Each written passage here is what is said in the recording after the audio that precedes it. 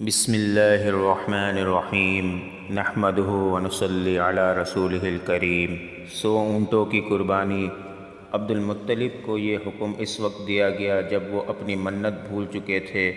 پہلے خواب میں ان سے کہا گیا منت پوری کرو۔ انہوں نے ایک مینڈھا ذبح کر کے غریبوں کو کھلا دیا۔ پھر خواب آیا اس سے بڑی چیز پیش کرو۔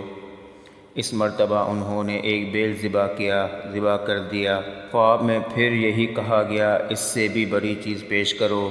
اب انہوں نے اونٹ ذبح کیا۔ پھر خواب آیا کہ اس سے بھی بڑی چیز پیش کرو۔ انہوں نے پوچھا اس سے بڑی چیز کیا ہے؟ تب کہا گیا اپنے بیٹوں میں سے کسی کو ذبح کرو جیسا کہ تم نے منت مانی تھی۔ اب انہیں اپنی منت یاد آئی، اپنے بیٹوں کو جمع کیا، ان سے منت کا ذکر کیا۔ سب کے سر جھک گئے، کون خود کو ذبح کرواتا؟ آخر عبداللہ بولے ابا جان آپ مجھے ذبح کر دیں۔ یہ سب سے چھوٹے تھے، سب سے خوبصورت تھے، سب سے زیادہ محبت بھی عبد المطلب کو انہی سے تھی، لہذا انہوں نے قرآن اندازی کرنے کا ارادہ کیا۔ تمام بیٹوں کے نام لکھ کر قرآن ڈالا گیا۔ عبداللہ کا نام نکلا۔ اب انہوں نے چھری لی، عبداللہ کو بازو سے پکڑا اور انہیں ذبح کرنے کے لیے نیچے لٹا دیا۔ جوں ہی باپ نے بیٹے کو لٹایا، عباس سے ضبط نہ ہو سکا، فوراً آگے بڑھے اور بھائی کو کھینچ لیا۔ اس وقت یہ خود بھی چھوٹے سے تھے۔ ادھر باپ نے عبداللہ کو کھینچا۔ اس کھینچا تانی میں عبداللہ کے چہرے پر خراشیں بھی آئی۔ ان خراشوں کے نشانات مرتے دم تک ان کے چہرے پر باقی رہے۔ اسی دوران بنو مخزوم کے لوگ آ گئے۔ انہوں نے کہا آپ اس طرح بیٹے کو ذبح نہ کریں، اس کی ماں کی زندگی خراب ہو جائے گی، اپنے رب کو راضی کرنے کے لیے بیٹے کا فدیہ دے دیں۔ اب سوال یہ تھا کہ فدیہ کیا دیا جائے۔ اس کی ترکیب یہ بتائی گئی کہ ایک کاغذ پر 10 اونٹ لکھے جائیں، دوسرے پر عبداللہ کا نام لکھا جائے۔ اگر 10 اونٹ والی پرچی نکلے تو 10 اونٹ قربان کر دیے جائیں، اگر عبداللہ والی پرچی نکلے تو 10 اونٹ کا اضافہ کر دیا جائے، پھر 20 اونٹ والی پرچی اور عبداللہ والی پرچی ڈالی جائے۔ اب اگر 20 اونٹ والی پرچی نکلے تو 20 اونٹ قربان کر دیے جائیں، ورنہ 10 اونٹ اور بڑھا دیے جائیں۔ اس طرح 10 کر کے اونٹ بڑھاتے جائے۔ عبد المطلب نے ایسا ہی کیا، 10 اونٹ بڑھاتے چلے گئے۔ ہر بار عبداللہ کا نام نکلتا چلا گیا، یہاں تک کہ اونٹوں کی تعداد 100 تک پہنچ گئی۔ تب کہیں جا کر اونٹوں والی پرچی نکلی۔ اس طرح ان کی جان کے بدلے میں 100 اونٹ قربان کیے گئے۔ عبد المطلب کو اب پورا اطمینان ہو گیا کہ اللہ تعالیٰ نے عبداللہ کے بدلے 100 اونٹوں کی قربانی منظور کر لی ہے۔ انہوں نے کعبے کے پاس 100 اونٹ قربان کیے اور کسی کو کھانے سے نہ روکا۔ سب انسانوں، جانوروں اور پرندوں نے ان کو کھایا۔ امام زہری کہتے ہیں عبد المطلب پہلے آدمی ہیں جنہوں نے آدمی کی جان کی قیمت 100 اونٹ دینے کا طریقہ شروع کیا۔ اس سے پہلے 10 اونٹ دیے جاتے تھے۔ اس کے بعد یہ طریقہ سارے عرب میں جاری ہو گیا، گویا قانون بن گیا کہ آدمی کا فدیہ 100 اونٹ ہے۔ نبی کریم صلی اللہ علیہ وسلم کے سامنے جب یہ ذکر آیا تو آپ نے اس فدیے کی تصدیق فرمائی، یعنی فرمایا کہ یہ درست ہے، اور اسی بنیاد پر نبی کریم صلی اللہ علیہ وسلم فرماتے ہیں میں 2 ذبیحوں یعنی حضرت اسماعیل علیہ السلام اور عبداللہ کی اولاد ہوں۔ حضرت عبداللہ قریش میں سب سے زیادہ حسین تھے۔ ان کا چہرہ روشن ستارے کی مانند تھا۔ قریش کی بہت سی لڑکیاں ان سے شادی کرنا چاہتی تھیں، مگر حضرت عبداللہ کی حضرت آمنہ سے شادی ہوئی۔ حضرت آمنہ وہب بن عبد مناف بن زہرہ کی بیٹی تھی۔ شادی کے وقت حضرت عبداللہ کی عمر 18 سال تھی۔ یہ شادی کے لیے اپنے والد کے ساتھ جا رہے تھے۔ راستے میں ایک عورت کعبے کے پاس بیٹھی نظر آئی۔ یہ عورت ورقہ بن نوفل کی بہن تھی۔ ورقہ بن نوفل قریش کے ایک بڑے عالم تھے۔ ورقہ بن نوفل سے ان کی بہن نے سن رکھا تھا کہ وقت کے آخری نبی کا ظہور ہونے والا ہے، اور ان کی نشانیوں میں سے ایک نشانی یہ ہوگی کہ ان کے والد کے چہرے میں نبوت کا نور چمکتا ہوگا۔ جو ہی اس نے عبداللہ کو دیکھا، فوراً یہ بات اس کے ذہن میں آئی۔ اس نے سوچا ہو نہ ہو یہی وہ شخص ہے جو پیدا ہونے والے نبی کے باپ ہوں گے۔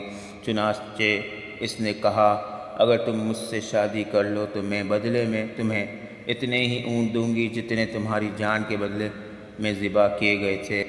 اس پر انہوں نے جواب دیا، میں اپنے باپ کے ساتھ ہوں، ان کی مرضی کے خلاف کچھ نہیں کر سکتا، نہ ان سے الگ ہو سکتا ہوں، اور میرے والد باعزت آدمی ہیں، اپنی قوم کے سردار ہیں۔ بہرحال ان کی شادی حضرت آمنہ سے ہو گئی۔ آپ قریش کی عورتوں میں نسب اور مقام کے اعتبار سے افضل تھیں۔ حضرت آمنہ حضرت عبداللہ کے گھر آ گئیں۔ آپ فرماتی ہیں، جب میں ماں بننے والی ہوئی تو میرے پاس ایک شخص آیا، یعنی ایک فرشتہ انسانی شکل میں آیا۔ اس وقت میں جاگنے اور سونے کی درمیانی حالت میں تھی۔ عام طور پر اس حالت کو غنودی کہا جاتا ہے۔ اس نے مجھ سے کہا، کیا تمہیں معلوم ہے تم اس امت کے سردار اور نبی کی ماں بننے والی ہو؟ اس کے بعد وہ پھر اس وقت آیا جب نبی صلی اللہ علیہ وسلم پیدا ہونے والے تھے۔ اس مرتبہ اس نے کہا، جب تمہارے ہاں پیدائش ہو تو کہنا، میں اس بچے کے لیے اللہ کی پناہ چاہتی ہوں ہر حسد کرنے والے کے شر اور برائی سے۔ پھر تم اس بچے کا نام محمد رکھنا، کیونکہ ان کا نام تورات میں احمد ہے، اور زمین اور آسمان والے ان کی تعریف کرتے ہیں، جبکہ قرآن میں ان کا نام محمد ہے، اور قرآن ان کی کتاب ہے۔ ایک روایت کے مطابق فرشتے نے ان سے یہ کہا، تم وقت کے سردار کی ماں بننے والی ہو۔ اس بچے کی نشانی یہ ہوگی کہ اس کے ساتھ ایک نور ظاہر ہوگا، جس سے ملک شام اور بصرہ کے محلات بھر جائیں گے۔ جب وہ بچہ پیدا ہو جائے گا تو اس کا نام محمد رکھنا، کیونکہ تورات میں ان کا نام احمد ہے کہ آسمان اور زمین والے ان کی تعریف کرتے ہیں، اور انجیل میں ان کا نام احمد ہے کہ آسمان اور زمین والے ان کی تعریف کرتے ہیں، اور قرآن میں ان کا نام محمد ہے۔ حضرت عبداللہ کے چہرے میں جو نور چمکتا تھا، شادی کے بعد وہ حضرت آمنہ کے چہرے میں آ گیا۔ امام زہری فرماتے ہیں کہ حاکم نے یہ روایت بیان کی ہے اور اس کو صحیح قرار دیا ہے کہ صحابہ رضی اللہ عنہم نے حضور نبی کریم صلی اللہ علیہ وسلم سے عرض کیا، اے اللہ کے رسول، ہمیں اپنے بارے میں کچھ بتائیں۔ آپ صلی اللہ علیہ وسلم نے ارشاد فرمایا، میں اپنے باپ ابراہیم علیہ السلام کی دعا ہوں، اپنے بھائی عیسیٰ علیہ السلام کی بشارت ہوں اور خوشخبری ہوں۔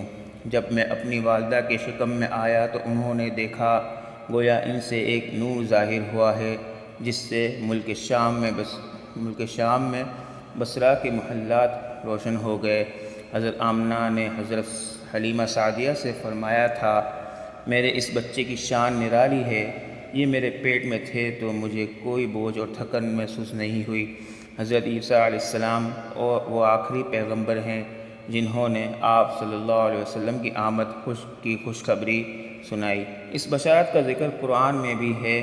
سورہ صف میں اللہ تعالیٰ فرماتے ہیں، اور اسی طرح وہ وقت بھی قابل ذکر ہے جبکہ عیسیٰ ابن مریم نے فرمایا کہ اے بنی اسرائیل، میں تمہارے پاس اللہ کا بھیجا ہوا آیا ہوں کہ مجھ سے پہلے تورات آ چکی ہے، میں اس کی تصدیق کرنے والا ہوں، اور میرے بعد جو ایک رسول آنے والے ہیں، ان کا نام مبارک احمد ہوگا، میں ان کی بشارت دینے والا ہوں۔ اب چونکہ حضرت عیسیٰ علیہ السلام یہ بشارت سنا چکے تھے، اس لیے ہر دور کے لوگ آپ صلی اللہ علیہ وسلم کی آمد کا بے چینی سے انتظار کر رہے تھے۔ ادھر آپ کی پیدائش سے پہلے ہی حضرت عبداللہ انتقال کر گئے۔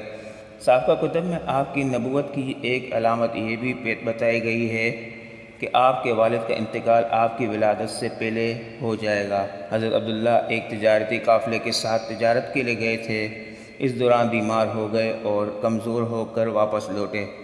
قافلہ مدینہ منورہ سے گزرا تو حضرت عبداللہ اپنی ننیال یعنی نجار کے ہاں ٹھہرے۔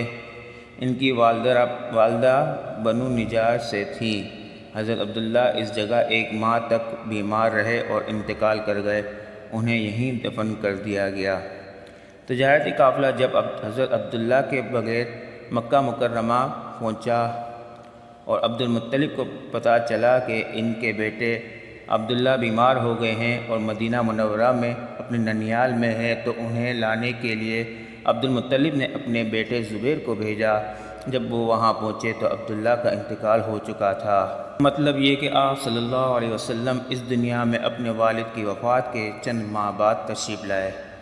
سبحان ربک رب العزت عما یصفون وسلام علی المرسلین والحمد للہ رب العالمین۔ ملتے ہیں اگلے عنوان میں جس کا نام ہے ماہ نبوت طلوع ہوا۔ تب تک کے لیے اجازت دیجیے، اللہ حافظ۔